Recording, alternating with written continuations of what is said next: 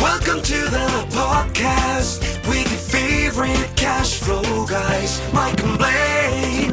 Giving you the best advice while having a beer. When you're running a business, there are problems every day. Let Mike and Blaine help you out and guide your way. Cheers to the good times with Mike and Blaine for business, beer, and BS. Hey, it's episode 160. I'm Mike Mylan, also known as Cashflow Mike. That is my partner, Blaine Birch, founder, CEO, superstar of Cashflow, and Dry Run. Okay, I messed that up. Hey, Blaine, what's up?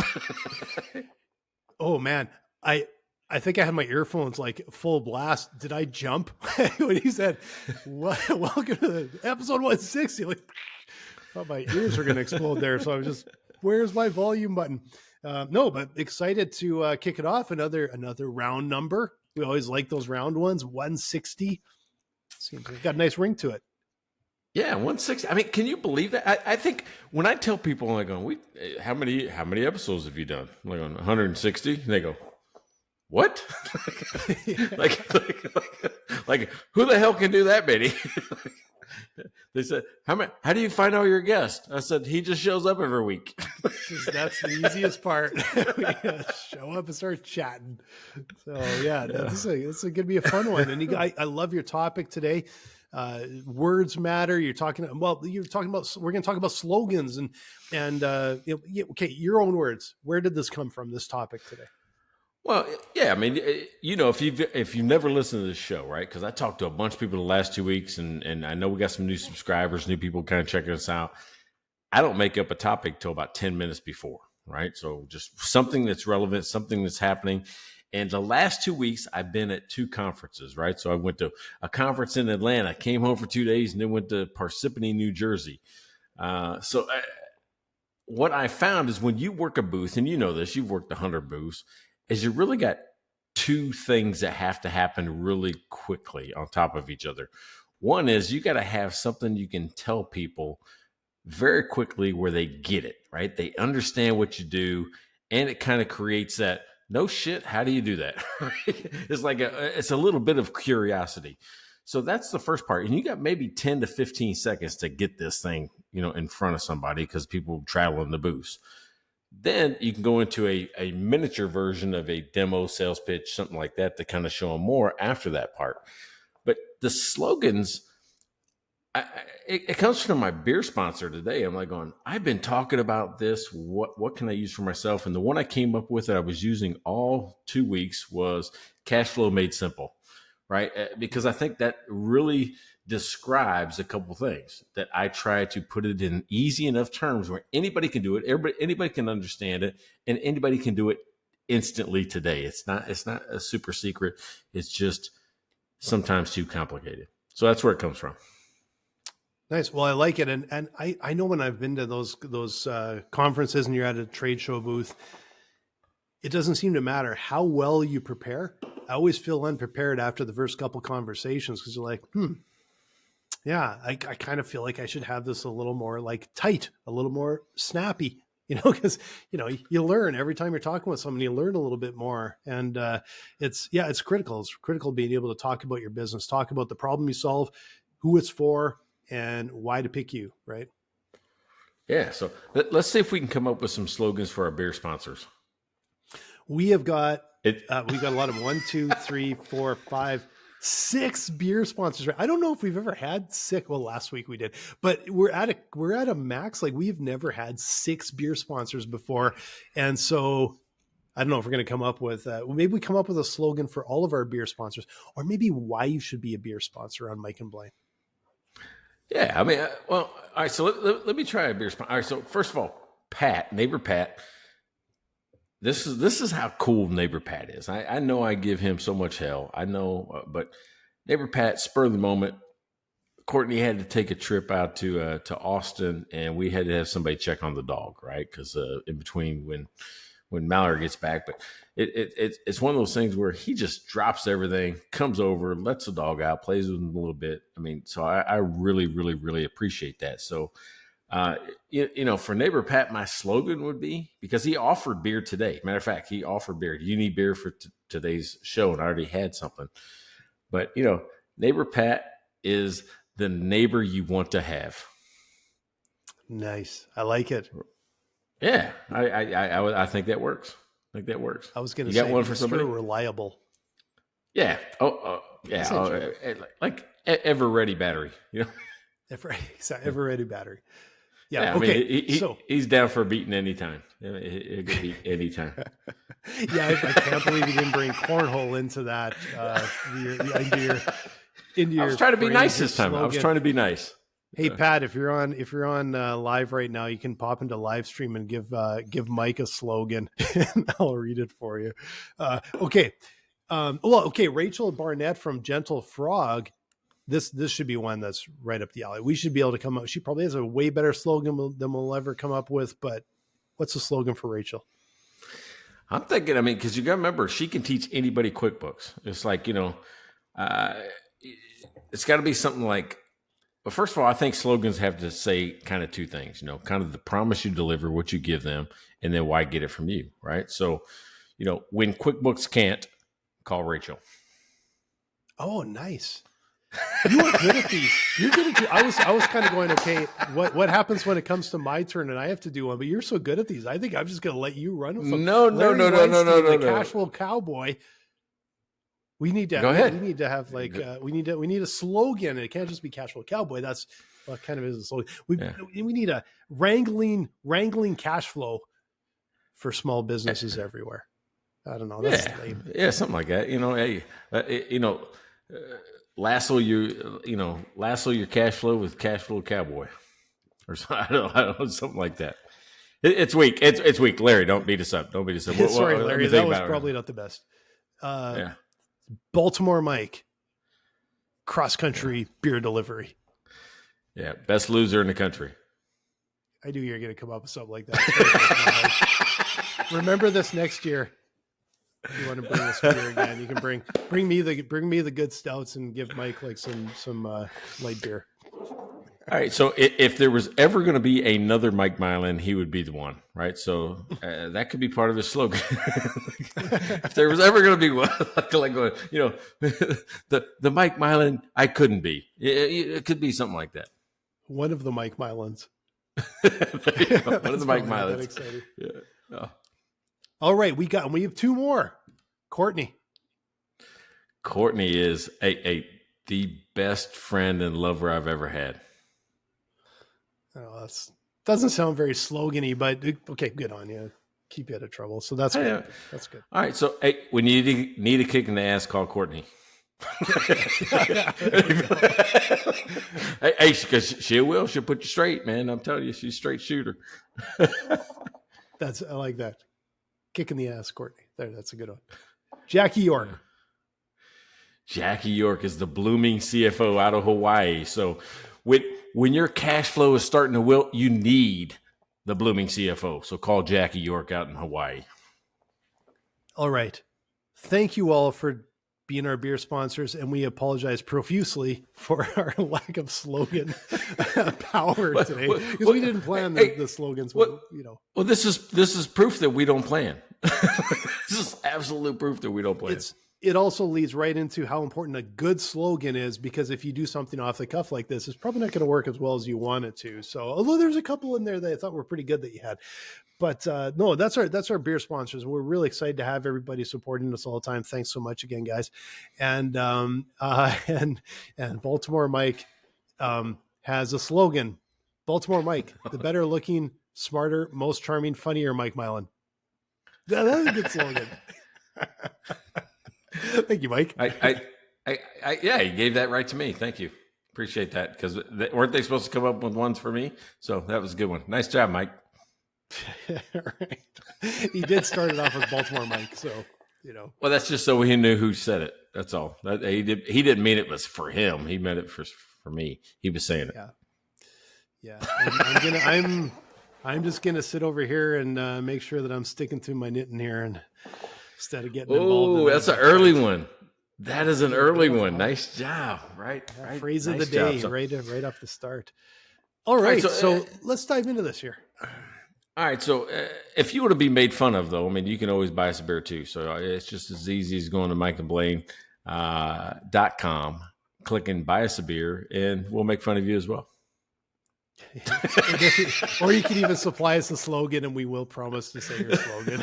But Yeah, there you go. There you go. All right. Yeah. All right. So here's the thing, right? I mean, I never really put much stock into how powerful these little phrases are, right? Because everybody wants to think that they have to think outside the box, right? You're like, oh, I'm going to think outside the box. And sometimes with the slogan, that gets you in trouble, right? Because people have to be able to put you in a box to understand what it is you're trying to do in order to propel your business, in order to commit them to act. That's why I said the two things, right? You need to kind of tell what the promise is you deliver, right? What do you kind of do? I got to kind of get that somehow or be able to connect it somehow to your company. And then why get it from you? Like, I think I mentioned it before. BMW, I think, does it right with their slogan, right? The ultimate driving machine. You know, they sell luxury cars. And if you're the type of person who wants to buy the best one out there, you should buy a BMW. Not saying they're the best car, just saying that they're positioning themselves to be that way. yes, but what I will dig into a little bit deeper, and I do think they're the ultimate driving machine, but so it is the best car. No, but but what I find interesting is what they do really well is they kind of say, this is what we're best at. It's not like they don't say we're the best car. They say we're basically the best performance handling car. And when you look at other car brands, there's ones that'll be like their slogan will like exude luxury or safety or reliability, and so they kind of say, like, what are we going to hang our hat on? What makes us different? What are we known for? And of course, I think there has to be the truth of the base of that too, because you can say, yeah, we are the best performing car. And then someone test drives and goes, oh, no, you're not. That's not going to help. Right. So what are you best at? And how do you say it in a really elegant, punchy way? Yeah, punchy is a good word. Speaking of, here's what I'm drinking today. Oh, we kind of skipped that part. skipped our beer. Okay, that's not so good. But here's the reason why I chose it. It was exactly for this slogan reason, right? This is by Freetail. It's a San Antonio company. But I ran across this. I'd never seen this beer by them. It's called 401k, right? And look, it's like a dollar sign, right? So it's pretty cool that way. But the slogan is around the top, and it says, imagine a world with beer sellers instead of 401ks. I'm like, shit, that's just really good, right? Yeah, so that's really good. Now, I looked in my fridge, and I'm like, none of the cans in my fridge right now have a slogan. And I'm like, oh, man, I usually have a really good beer for something like this. I think I got to go to the liquor store because I think I'm running a little bit low. But so what I thought is, but there is one here that kind of has a mascot. And I thought, that is actually that second level. You go slogan and then you go mascot. And this is the Kielbasa King. Kielbasa. Depends where you're from. Kielbasa. All my Ukrainian friends call it Kielbasa. But I know down in the States, you guys say Kielbasa. So I don't know. Kielbasa. It's Polish. I don't know. It's all my Ukrainian friends call it. It looks like a hot dog, though. It looks like a hot dog. It does look like a hot dog. So it's the mascot is a hot dog. It is from, I think this is Hot Butcher, which actually is a really, I've had excellent beer from Hot Butcher. And, but I do love the picture of the hot dog with the fork and, yeah, he's just kind of cool. So I honestly didn't have a terrific beer, but probably not the best connection to our slogan today. Because the only other one I thought was looking at was Anchorage Dead. Like, oh, that's not a very good slogan. All right, so that was a hot dog eating a hot dog. That's like feeding chicken to chicken. Yeah, well, maybe it's a beef wiener eating a chicken wiener. I don't know. Yeah, kind of weird. Yeah. You better stick to your knitting. like you said, that was a little weak. All right, so check this out. I mean, there's been some good ones, right? There, there's ones. When I think about slogans, there's a couple things that I want it to be. One is iconic, which means if we come up with it, we shouldn't have to continue to change it time after time after time, like going, we need new slogan. That should be one of the things that just exists, right? You think about like, what is it? M&Ms. Think about M&Ms. I mean, this slogan has been my whole life. It's melt in your mouth, not in your hand. Is that it? Or is that not M&Ms? Melt in your hand, yeah. Yep. But I mean, think about that. That doesn't. They've made all kinds of changes to the candy. They've added things. They've added peanuts and caramel and pretzels and all kinds of stuff to these M&Ms. But it still melts in your mouth, not in your hand. It's a timeless. It's just a classic. Apple would think different the same way. Yeah. And I think that the timelessness comes from there actually being a connection that kind of makes sense. Again, like the ultimate driving machine. It's interesting because I know Volvo was known for safety, but I can't think of a slogan. I think, Mercedes is known for luxury. I can't think of their slogan. BMW, ultimate driving machine. It hits you like instantly, like you remember it. Same thing with Think Different. It's timeless, but it still kind of makes sense because they're trying to say, hey, we're different. The problem is that in a lot of ways, they're kind of the leaders in some of these spaces. So are they really thinking different or are they kind of the norm? But it still has this idea behind it, this culture behind it. Right. And it's, if you have something that's enduring, it's going to be much more effective, but it has to also be right. It has to have that direct connection. It has to have an emotional appeal and emotional connection. Oh, that's really good. So, I mean, the emotion is the part of it, right? So when you think different, I'm just using that one because you just brought it up, but they're saying they think different, but the way they say it, think different, it's actually an instruction to you. So you should be seeing yourself that way too, right? I'm not part of the status quo. I like to think different. I like to challenge ideas. So I think that's what makes that one so powerful. 2 words, think different. They nailed it. And I don't want to attribute it. I think it was Chiat Day at the time that did that. So like, this wasn't probably just like off the cuff. There was probably, it's simple as hard. Like simple is really hard. So I imagine a lot of time, a lot of energy, a lot of boardrooms went into coming up with the best slogans because I think, and sometimes maybe they pop into the head, but they only pop in the head with all this groundwork of truly understanding what value do you bring and who's it for? Yeah. So, I mean, when I was thinking about, putting things in a box, that's really what you got to do. I mean, it's got to be a message that hits the person that you need to buy it, right? Your ideal customer persona. So you got to dial that in. Like, who is it that I want to hear this message? When I hear the slogan, think different or ultimate drive machine, you're really talking to that guy that thinks cars is awesome, are awesome. I want precision engineering. I want, performance that blows anybody out the water. Not everybody thinks that way. I drive a Ford, so I don't really care about that. That's for fancy Canadians.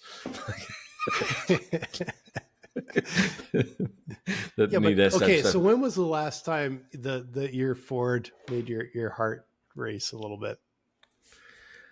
I think when it sputtered, I thought it was going to die. Yeah, in a good way.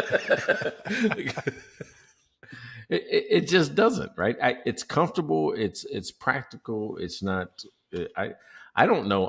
Now before that, I had one of the big Infiniti QX56 at the time, QX56, and it was the luxury of all luxury, and I loved it. I kept that vehicle 15 years just because I didn't want to get rid of it.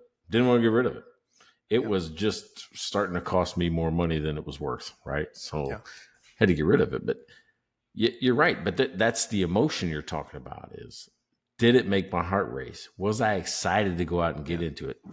That Ford that's sitting in my garage right now, I go out and get in it when I have to go somewhere. I'm not excited to go jump in my car and drive. like and I'm not going to say it's a mistake. Like, why didn't you buy another one? Just a new one. I'm just curious, like, because you loved it so much, right? Because I rented an Expedition, and I liked the way it rode. And I'm like, oh, Yeah. this might be my next car right there. Because the price was about the same. You know, you're talking Yeah. $70,000. The price, so it wasn't a price thing. It was the fact that I don't know. I liked the way it drove, and I thought, But you I don't don't seem, know. but you don't seem to have the connection, because, like, I I don't. know. I don't. Matter of fact, today I'm like going, maybe I'll get rid of it. Maybe I'll trade. That's my feeling today, especially because I think there's a little transition or transmission thing. This thing's only it's a 21. It's a 21, but it's like going, sometimes it'll like be weird. I'm like going, Yeah. I feel like I need to trade it. Yeah. It's funny because, like, I had a couple cars in between BMWs, to be honest. And I know lots of you out there like, BMW must be an asshole. So, That's what I think too. To say that That's what I every other think. day. Yeah. But it just because of the car I drove. But I had a couple cars in between, and I rationalized an Infiniti, and I rationalized an Acura because of the reliability or whatever, and got rid of them. Don't miss them for a second. And a different Infiniti than you had. Like, I had a little car, right? Mhm. But I just, this time I went through and went, yeah, but the only car I miss, there's only one car I miss, was my Beamer with an M kit. Like, I missed that. I missed that car. And so I went and got another one that I, and now I'm like, and the thing is, I could change my mind next time through, but I'll tell you, I test drove 50 freaking cars and SUVs before I bought this one. And it was the emotional connection. It's like when I test drove the model of car we bought, my wife said you couldn't peel the smile off my face. I'm like, well, that's the one. That was the thing. It was, I could try and rationalize everything else, but it was just this emotional gut reaction where I'm like, oh yeah, I like this one. Now it's loud and fast, and not everyone likes that. It's just, that's, I kind of like that, I guess. So, but it is interesting that it's like, even when you think about your customers and like my customers, it's easy to rationalize your way out, but can you bring him back in? Can you bring him back in and add to it the emotion that maybe helps pull them over the line, right? Yeah, you start talking about emotion and all that. I start thinking about what other people call themselves. I mean, what are the slogans? And let me ask you this: what do you think about? Because I'll tell you up front, I'm calling it a bad slogan, and I don't know if I'm right or not. I'm saying it's bad. What happens in Vegas stays in Vegas. Good or bad? Or what do you think about it? I get where they're coming from. You know what? I will say as far as slogans go, it's a good slogan. And because Vegas is known for being a little bit like edgy, right? I will qualify this for those of you listening out here. I've been to Vegas a lot of times, half the time standing in a bloody trade show booth, because apparently organizations like to have their conferences there. I'm not a fan of Vegas. Some people love Vegas. I'm not one of them. I cannot stand that place. It's not my thing. But when we're talking about, if I disconnect from that and say, what are they trying to sell? What kind of image are they trying to portray? I think they kind of hit the nail on the head that they're trying to say, yeah, it's kind of edgy, right? And a little bit naughty or whatever, right? So, and the fact that everyone seems to know that phrase says that it's probably quite effective. But I just don't count it's hard for me to respond to it because I don't count myself as one of the ones that would be that is a Vegas customer. So so can I give an opinion? I don't know. Yeah, well, I mean, the thing about the slogan to me is that it promotes a wild lifestyle, right? Just it promotes debauchery, it promotes just chaos, and maybe that's what Vegas became, right? Because I think at first they tried to be more cultural. I think at first they tried to be more elite, right? And everybody would dress up to go dine, and everybody would dress up to go gamble and those type of things. And then it turned into something different where the environment wasn't quite as elegant. Just in my lifetime, I've seen it. Yeah. But also people don't dress up anymore. Pretty much for about anything, for about anything, for right. anything. So the culture has changed, and maybe they've changed with it. And you're right. Like it's trying to sort of, you could say it's like trying to promote debauchery. What I would say is trying to take people that probably, I shouldn't even say this, but it's trying to sound edgier than it is. It's not trying to promote debauchery. I think it's like taking your lifestyle is here, and they're trying to get you to make it sound like it'll move up to here in I don't think anyone really goes and it's like, yeah, they've never done anything bad in their life, and then they go and suddenly they're in the gutter. Like, oh, maybe they do. I don't know. But it's how they, again, it's how they make them feel of, oh, I'm going to be all edgy and wild this weekend or whatever, right? And it makes them feel like that. And they use that phrase over and over again. What happens in Vegas stays in Vegas. And it's like, I know what happened in Vegas. You paid too much at the buffet and you lost $200 in the slots, and that's all you did for the entire weekend. You know? Yeah, but see, that's the problem. They're bringing folks out there that think that that's what the whole weekend is going to be. But there's a cultural shift, and this is where I think Vegas is trying to change, and I think that slogan might hold them back. That's why I say it bad, meaning that they're trying to change out of a gambling environment where everything is driven by the casino into more of an entertainment community, right? And when you go entertainment, you can bring in kids, children, things like that. So they want to be more family friendly. That's why they're bringing in football and the sports and hockey and, you know, and the shows F1. and the sphere. Yeah. And the F1. So they're trying to become more family friendly, but I think there's always a little bit of hesitation now from families like, I'm not taking my kids to Vegas, right? I don't care who they. You're right. They've now. I will say that a lot of the sports is connected directly to betting. So but if you want to widen that range, maybe it's like now somebody, maybe this is a circus, but the ultimate show on earth sort of idea. Like that would maybe be where they're trying to head, is less on the gambling, more on the spectacle. Come and see. They're trying to change. Trying to change. Yeah.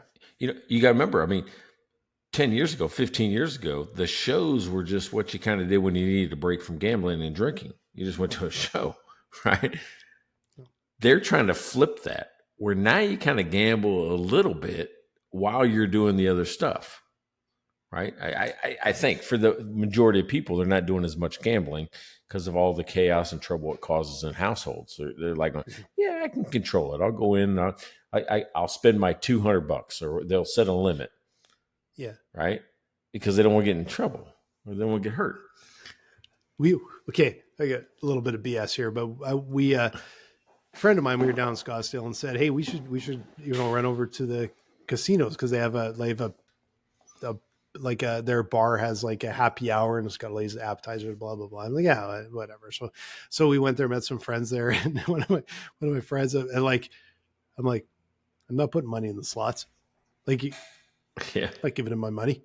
And he said, casinos are for people that can't do math. I started laughing, but cause I'm like, I can run odds, and I'm like, it's not good. I'm not taking my money and putting it in a machine. And so, but then I got a coupon for where you put $20 into the machine to get you started.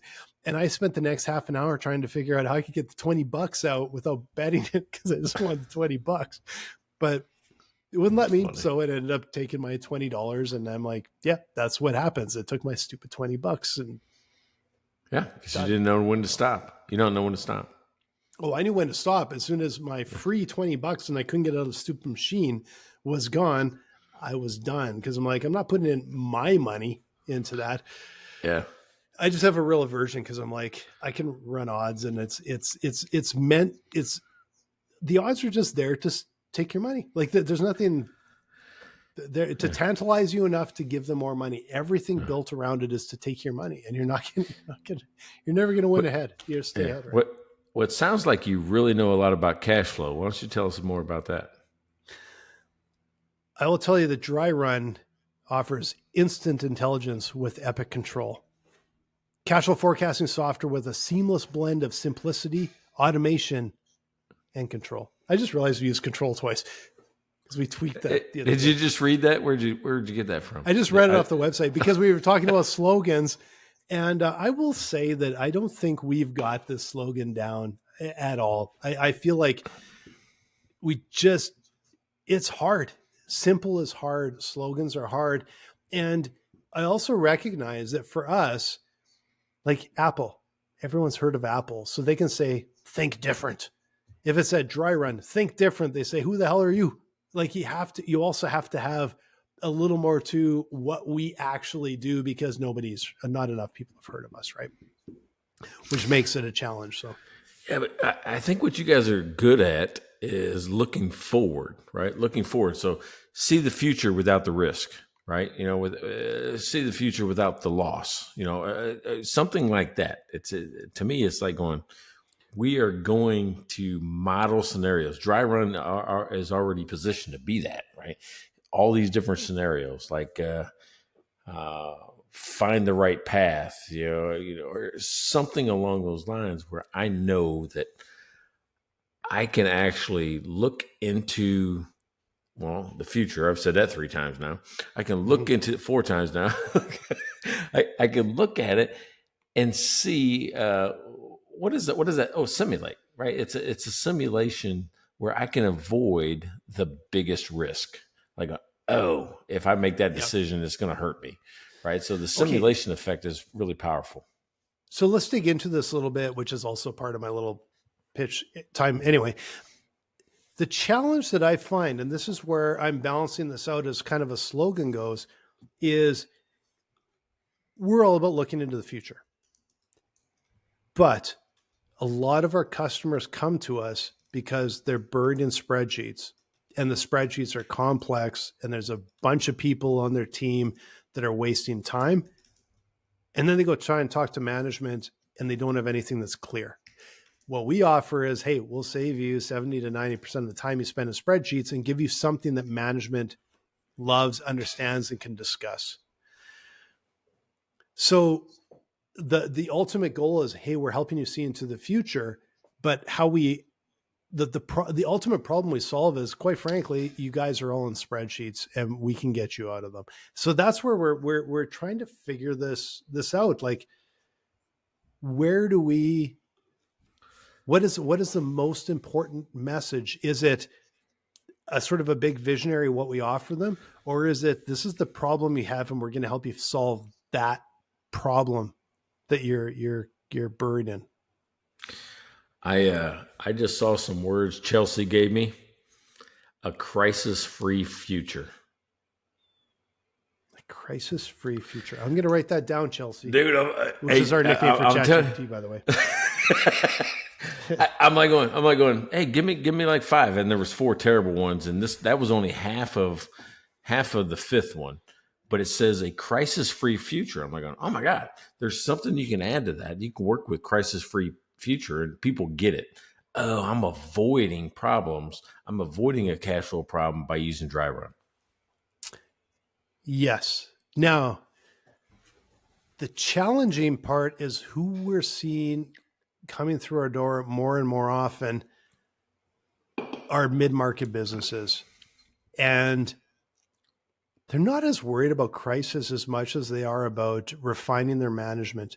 And they're not necessarily worried about running out of cash. What they have is a big complex mess of data, and they need to pull it into one place and visualize where they're headed. And which sounds not quite as exciting, but it's a really big problem because there's so many people involved, and it's a real challenge for them because you can have, man, when you have 5, 10, 15 people, that all of their hand in the pot of trying to figure out, we've got 5 different locations, 2 different currencies, and the management team needs to figure out what their next steps are. They want to see what's happening on a location level, a business level. It's not as sexy. I get it, but it's a bigger problem. Chelsea. A much bigger problem. Chelsea. All right. What did she come up with? Big data, simple forecast. Pretty good. Yeah, I just say, big data, simple forecast. It's saying that, hey, we take big problems and make them into simple explanations. It's not bad. It's not bad. Now, big data has other meanings and connotations, so I'd have to think on that, right? I guess maybe I just need to spend some time with AI and just like say, can you help me translate what's going on in the human brain into some groupthink slogan? Sure. I would think so. Okay, so while you're in there, okay, let's ask, what is the best slogan for the Mike and Blaine beer sponsors? And it should have the word fiddle hopper in it. Okay, you forced that one. No, I'm actually asking. I'm wondering if it can work in fiddle hopper into the conversation. The other word of the day. We'll see what this AI can come up with. I'm a little skeptical. Although these 2 that it came up with here weren't too bad. A crisis-free future. I kind of like that. That's pretty slick.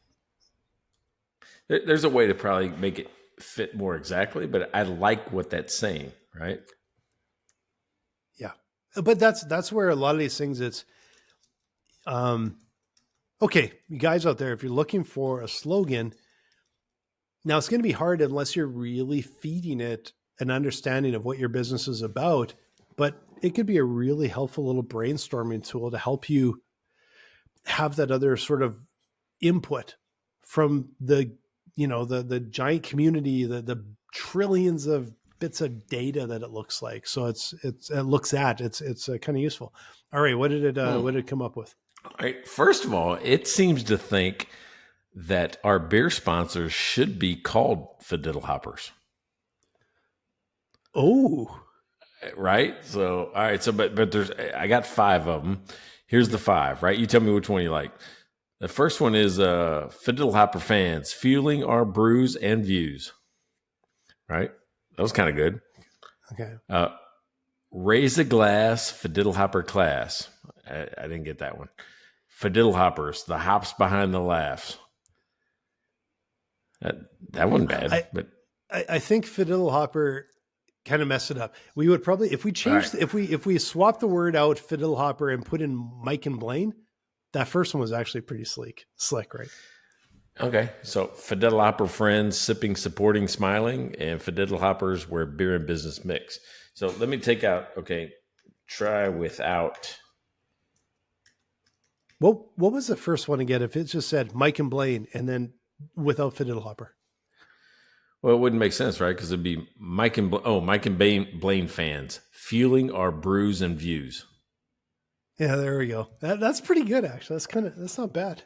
All right, so here's without. I took Fiddle Hopper out of the mix. It says, cheers to the brews behind the show. Crafting laughs thanks to our beer buddies. Sipping success sponsored by you. Brews, business, and our biggest fans. The beer behind the banter. Oh, I like the beer behind the banner. That's pretty slick, actually. That's kind of good, right? I got to tell you, Chelsea's really gotten better. We've been using, we had Chad, then we had Chelsea. Remember how terrible it was like a year and a half ago? I thought everything they did was bad. It has gotten, again, for those of you out there, this is Chat GPT. We've nicknamed Chat because it was Chat and then nicknamed him Chad and then Chelsea. I think it has, but you know what? The scary part is it's learning every split second of every day. It's actually learning. And so this is where it gets a little, I just thought of this a little bit weird. So AI like ChatGPT, for example, is constantly reading all of this information on the internet and is using it to basically craft things like this. But now they're saying, I'm pretty sure the vast majority of content on the internet is AI driven. So it's basing its own responses on its own responses. On its own responses. So, you're getting down to probably this very soon. It's like this little nugget at the very bottom, whereas of actual reality that it's based on. Outside of that, it's constantly building new data sets itself and then going, oh, I just learned from myself. That's kind of weird. Yeah. So I think I saw a flaw in AI. I think I broke AI right there. That's what it is. That's why I don't use it for anything of consequence. I use it for an idea. I use it to solve a blank page. I use it to correct my writing, right? Like, I can't figure out how to say this. I will say I was talking with a CFO the other day, and I really like this guy. This is one of these CFOs that walked in and he's like, been there, seen that, knows it. Like, he's been around the block a lot. And he said something about, yeah, no, I had a company show me an AI forecasting software the other day and it was bullshit. Like, yeah, okay. Because he just goes like, it doesn't know anything. And it was kind of interesting to hear. Like, it polished stuff up, and he recognized right away. It's like, no, not cutting it. I even tried to get it to write an Excel formula that was a little complicated, and it was way the fuck off. You would think computer to computer, you guys can figure this out. But that is not what that was not what I expected. Not what I wanted. And I won't use it in my app. I mean, I used it in my app. I'll tell you this. I won't use it for the analysis in my app. I'll use it for a text editor because I've got note sections on everything that I do where the advisor can take a note. Yeah. There's four features I like about AI. Autocorrect. I like summarize, rephrase, and continue writing, right? Continue just my thought and give me some more to think about. Yeah. Yeah. We've been experimenting with it. And where it works best is when you put from my point of view, like finance is it's been around a long time. It's pretty black and white, but you still have to put very strict instructions and guidelines around it. But then what happens is it's barely a shortcut to us writing our own algorithms, which are concrete and right. So any of the AI in our systems right now it's like, that's ours and it's concrete and we have, a high level of control over it because we don't need some freewheeling robot to come in right now. We're testing and there are areas where I think it could help, right? But it's got to be, we're rolling it out very, very carefully because it can be very wrong. Yeah. What, we were talking about my Ford earlier. You talk about very, very wrong. I remember, I can't remember where I saw this, but I know it's come up in one of my classes not too long ago, was an old Ford slogan when they were trying to empower women, right? Trying to get them to buy more cars it must have been the 70s, maybe early 80s. I don't think it was the 60s, might have been, but somewhere in there. And the slogan I saw was, your husband wants you to buy a Ford. Oh man. That would never fly. That would never fly, right? That would absolutely never fly. It's just like, think about how sexist that is. Think about just how there's so many things wrong with that on how to market to women. But obviously that is epically bad and they probably don't want that to show up anywhere. But unfortunately with the internet, it'll show up. Like you can't bury anything, right? But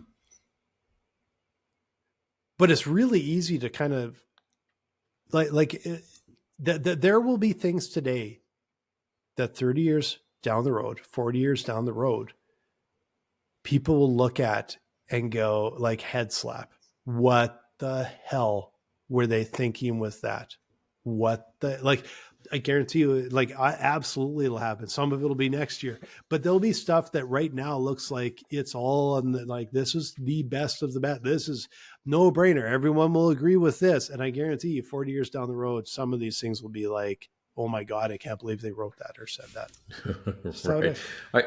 What do you think is something somebody should avoid? Like if you're going to make one, what are some things you should avoid? I will say and this is the Vegas, I guess, is a very different sort of thing, but I think something you have to avoid is, it's trying to be something you're not. And the way that I'm thinking of it is like, I wish we were edgy, so I want to write something edgy, or I wish we had quality, so I'm going to write something about quality. I think the slogan has to go to the core of what you offer, and it has to be truthful, because if it's not truthful, people pick up on it real quick and it'll become a joke. Yeah. I mean, you have to be able to keep your promise, because a slogan is a promise to the customer. Right. And I think that sometimes we focus too much on us when the focus should be on them, the customer. Mm-hmm. Right. Like City National Bank, I think, has one of the greatest slogans of a bank ever. Right. City Mm-hmm. National Bank. Most banks, when you think about their logo, their slogan, it's all about them. We're strong. We've been around a long time, those type of things. City National Bank has a ladder. It's just a ladder is their whole logo. But the slogan is, we help you on the way up. I'm going, holy shit, that's about as perfect as you can get. It's a bank that's focused on you and making sure that you elevate. You actually go up the ladder. So I think keeping your promise. You can be too vague too. If you're too vague, that would be one of those things that really hurt you. I had, I want to bring this up because I think it is really, really topical and really important, because it was one of the absolute best examples of a, kind of a slogan, but also just how effective it is. Now, what I want to do is I just want to look up their slogan quickly. Yes, I got it. Okay. So one of my other podcasts, I interview entrepreneurs, and I interviewed John and Mark from John's Crazy Socks. And from John's Crazy Socks, their phrase is spreading happiness. And there's an absolute terrific story. Go check out johnscrazysocks.com. It is a fantastic story, but they have stuck with this. It's not a slogan. It's an absolute core value of spreading happiness. So much so that when you buy socks from John's Crazy Socks, and John and his dad, John came up with the idea for John's Crazy Socks because when he graduated high school, he didn't have a lot of options because John has Down syndrome and there's a lot of walls in front of him. And so he came up with this idea, because he loves Crazy Socks, to come up with this, let's sell socks. And so his dad, Mark, who's a serial entrepreneur, they set this up. And they've been around 8 years. And some of the things they do with the slogan spreading happiness, but it's a core value. And this one I thought was brilliant. They put 2 candies in every package of socks they send out. Not 1, 2, so you can spread the happiness. And I'm like, man, they just have it. That's pretty good. That's pretty good. It's really good. You know what would be better is if they had toe socks that would spread out your toes.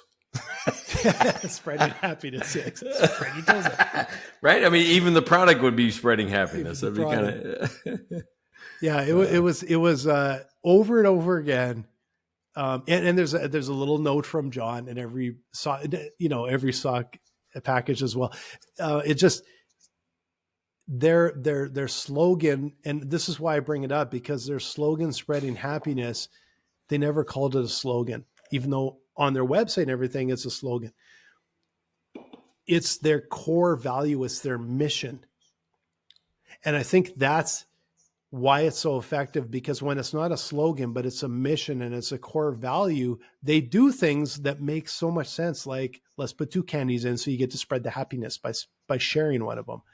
So that would be something I would think is a guiding principle. Is a slogan. You think about what you offer to people, the benefits you offer to who it is and everything, but what is your mission? What is your absolute core value of your business? Yeah, what I like about that is the simplicity, right? It's a simple thing that you get instantly. Because when you're too complex, people don't get it, right? It's like you're trying to be too fancy. You're trying to force it. You're trying to, kids would say you're doing too much. Right? Yeah, it's exactly. And I will always say that simple is hard. But then when I looked at this, I think they came up with it the first day they sold a pair of socks. So maybe simple isn't that hard if you just truly understand what you're offering, which can be kind of tough. Well, I think you're right. Sometimes we overlook simple because it looks too simple. Yeah. Right? It's 2 words that everybody gets. You get it. You understand it. And we let perfect be the enemy of good. Yeah. I still remember we were doing a logo. This is back in my creative agency days, like 15 years ago, 20 years ago. And the team was struggling with something, and they said, come here, come take a look at this. And they were overthinking it. And I walked up and looked, and I said, do this. And I grabbed the pencil, and they went, oh yeah. It was just because it was just like, it was simple, and it just was like, it made sense. That's just it's all it was. Right. But it was just almost like we're talking here. It's sometimes if you're the view from outside a little bit, you're not clouded with all the minutia, all the detail, all the backstory, all the history. Is just, this is what it is. And sometimes it's easier to come up with a real simple answer. It's funny. I don't know why this popped in my head, but I saw a reel the other day of a beautician who was having trouble cutting somebody's hair because they were moving so much. Right. It's just like, they're talking on the phone, they're moving like this. And it's hard to, I can imagine I don't know. I can imagine it's hard to cut hair when somebody's moving their head all over the place. So this guy goes around to the front of his booth and pulls out this notebook. He says, hey, can you do something for me? Can you just draw? And I forget what it was, a heart. It was something super easy. All of us could. Can you just do this, on this notebook? And so he holds the notebook up, and as she goes to write, he moves the book like this. He's moving the book back and forth. And she goes, well, I can't do that. And he's moving the book again. Yeah. And he says, no, just draw a heart. And he holds it up there, and as she starts to go, he moves it like this. She goes, yeah, it's hard. I can't do that. I can't draw the heart when, you're moving the book. He goes, yeah, that's what it's like cutting your hair. That's so awesome. I'm like, oh, holy shit. I mean, such a simple idea, right? To tell the story about, hey, it's hard to do your job. I just asked you to draw a heart. You can't do that, when you're moving around. Nice. Clever. It was clever. I thought that was really good. So, hey, let's put this fiddle hopper to bed. What do you think?